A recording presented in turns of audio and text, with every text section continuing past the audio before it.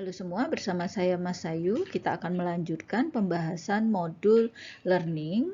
Ini adalah video ketiga. Kita akan membahas tentang konsep learning, bagaimana mesin learning mendapatkan suatu fungsi estimasi bernilai boolean untuk mempelajari suatu target konsep.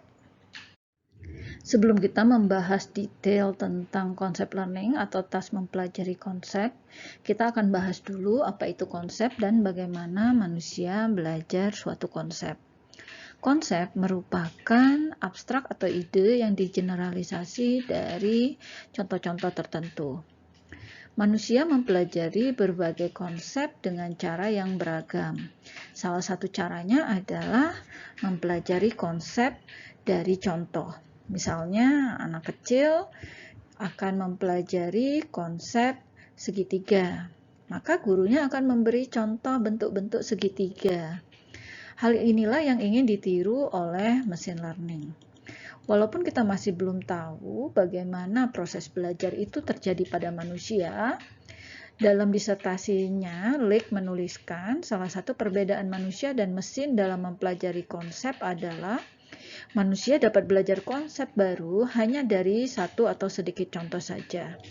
Hal ini berbeda dengan mesin yang belajar konsep, misalnya dengan supervised learning, dengan cara membangun fungsi umum dari pasangan input-output, tetapi dengan jumlah yang sangat banyak untuk bisa mendapatkan hasil yang bisa digunakan.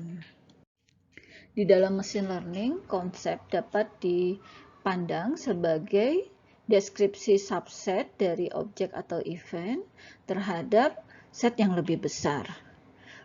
Misalkan kita ingin mempelajari konsep deep learning. Bisa kita lihat di sebelah kiri bahwa deep learning ini merupakan bagian dari mesin learning dan juga bagian dari AI.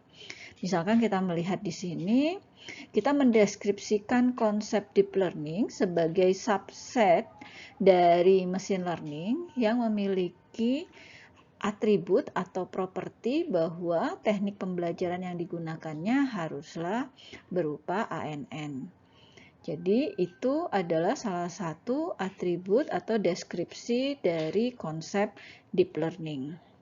Nah, dalam kuliah ini yang akan kita pelajari, konsep yang dimaksud adalah fungsi bernilai boolean atau predikat yang didefinisikan terhadap set yang lebih besar. Konsep learning merupakan suatu task yang secara otomatis menginferensi definisi umum dari suatu konsep, atau realnya adalah mengaproksimasi suatu fungsi bernilai boolean dengan berdasarkan contoh-contoh yang dilabeli anggota ataupun non-anggota dari konsep tersebut.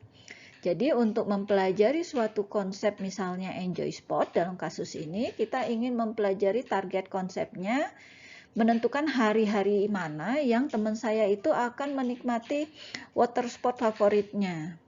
Nanti setelah kita mempelajari konsepnya, lalu kita bisa menentukan untuk hari sembarang atau hari tertentu enjoy spotnya nilainya berapa. Nah, misalnya di sini ada contoh suatu dataset dengan 6 atribut untuk indikatornya. Lalu di sini ada enjoy spot. Enjoy spot ini merupakan atribut target yang menyatakan ketika yes, nilainya di sini ada 3 data yang merupakan yes, ini adalah member dari konsep enjoy spot. Sedangkan yang no ini adalah yang bukan anggota dari konsep tersebut. Lalu dari contoh ini akan dihasilkan fungsi estimasi yang kita sebut dengan hipotesis. Misalkan ini adalah contoh bahwa kita cukup mempertimbangkan 3 atribut saja untuk dapat menentukan nilai dari suatu enjoy spot, yaitu sky-nya sama dengan sunny dan air temp-nya sama dengan warm serta wind-nya sama dengan strong. Hipotesis yang dihasilkan dari konsep learning task ini merupakan hipotesis inductive learning karena mempelajari fungsi umum dari contoh-contoh yang spesifik. Asumsi fundamental dalam inductive learning adalah hipotesis yang didapatkan untuk mengaproksimasi fungsi target dengan baik terhadap training data juga akan mengaproksimasi fungsi target dengan baik terhadap contoh-contoh di luar training data yang disebut unobserved examples. Dalam materi ini, kita akan menggunakan representasi hipotesis yang paling sederhana berupa konjungsi constraint. Jadi, ketika kita sudah memiliki suatu hipotesis H berupa konjungsi constraint, untuk beberapa instant X yang memenuhi semua constraint pada hipotesis H itu, maka H akan mengklasifikasikan X sebagai contoh yang positif, atau nilai Hx-nya sama dengan 1. Untuk setiap atribut, constraint-nya sendiri didefinisikan bisa berupa nilai tertentu, atau don't care, atau null. Nah, berdasarkan itu, kita punya dua hipotesis yang paling ekstrim. Ketika constraint-nya semua bernilai don't care, maka ini artinya hipotesis yang paling umum ini akan selalu mengklasifikasikan instance apapun sebagai positif. Begitu juga sebaliknya, untuk yang hipotesis yang paling spesifik, ketika ada satu atau semua atributnya memiliki constraint yang bernilai 0, maka semua instance akan diklasifikasikan sebagai negatif atau tidak pernah akan dinyatakan sebagai positif. Karena dataset kita terdiri atas member dan non-member dari suatu konsep, maka hipotesis yang akan menjadi estimasi fungsi dari konsep tersebut itu akan berada di antara most general hypothesis dan most specific hypothesis. Ketika dia menghasilkan most general hypothesis, maka biasanya itu artinya pencarian hipotesisnya gagal. Kita akan melihat kembali contoh enjoy spot untuk konsep learning task kita. Kita sudah diberikan suatu data set yang terdiri atas 4 instance, di mana setiap barisnya atau satu instance-nya menyatakan satu hari tertentu dengan nilai-nilainya menyatakan hari tersebut untuk 6 feature. Nah, hari-hari ini kita sebut dengan instance. Kemudian targetnya atau atribut target di sini enjoy spot ini menyatakan target konsepnya. Dinyatakan dengan 0 atau 1 atau yes atau no. Yes di sini direpresentasikan dengan 1 sebagai member dari konsep enjoy spot dan 0 sebagai no atau non-member enjoy spot. Dan gabungan keduanya ini merupakan training data kita. Ada yang positif, ada yang negatif. Jadi task kita adalah menentukan hipotesis H, suatu hipotesis H di dalam ruang hipotesis yang besar sehingga hasil klasifikasi H terhadap X ini akan sama dengan CX untuk semua X yang merupakan data training kita. Dalam materi ini, konsep learning akan dipandang sebagai task pencarian di dalam ruang hipotesis yang besar yang secara implisit didefinisikan oleh representasi hipotesisnya. Jadi, goal dari pencariannya adalah mendapatkan hipotesis yang best fit terhadap training data. Misalkan kita punya definisi dataset kita, definisi setiap atribut kita seperti ini, atribut di dalam dataset kita. Semua memiliki 2 nilai kecuali sky dan ada 6 atributnya.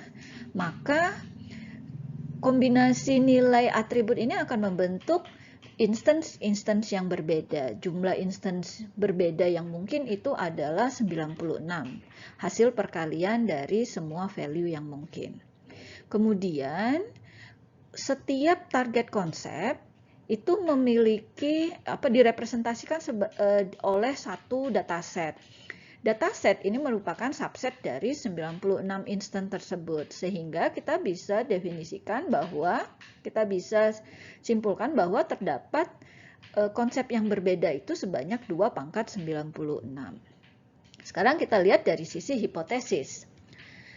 Karena hipotesis itu dibentuk dari konjungsi constraint untuk setiap atribut, maka hipotesisnya pun ruang hipotesis yang terbentuk itu dari definisi atribut juga.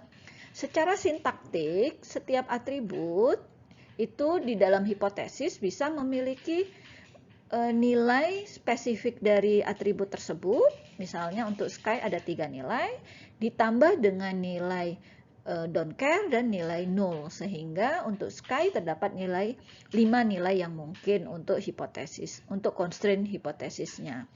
Lalu untuk atribut yang lain yang hanya bernilai 2 nilai saja, maka akan ada 4 nilai. Sehingga ketika kita kalikan, kombinasi yang membentuk ruang hipotesis kita adalah sebanyak 5120 hipotesis.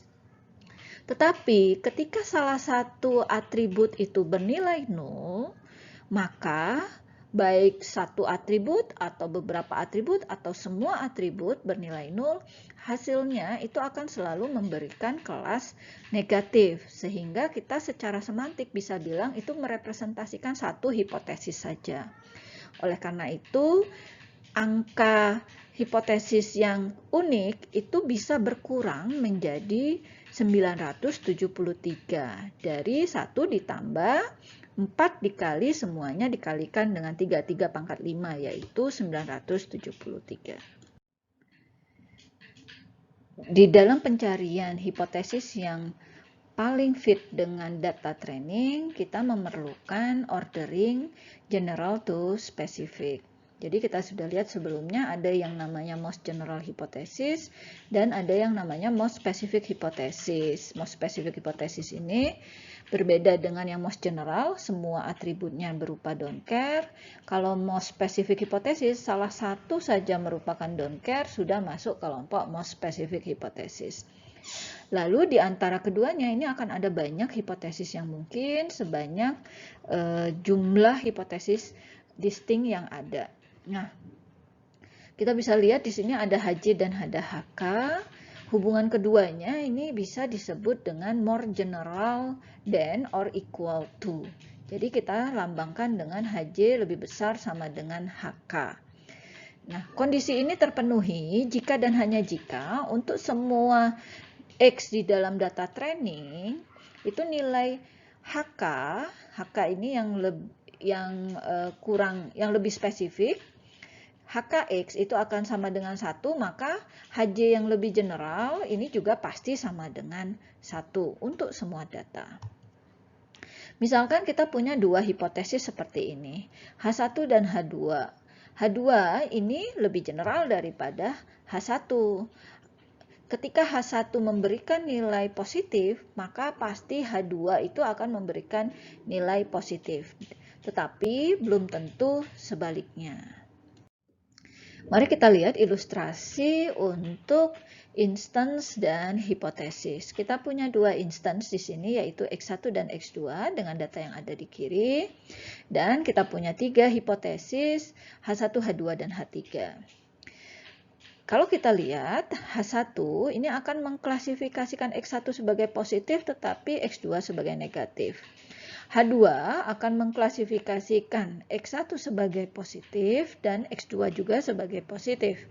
Sedangkan H3 akan mengklasifikasikan X1 sebagai positif dan X2 sebagai negatif.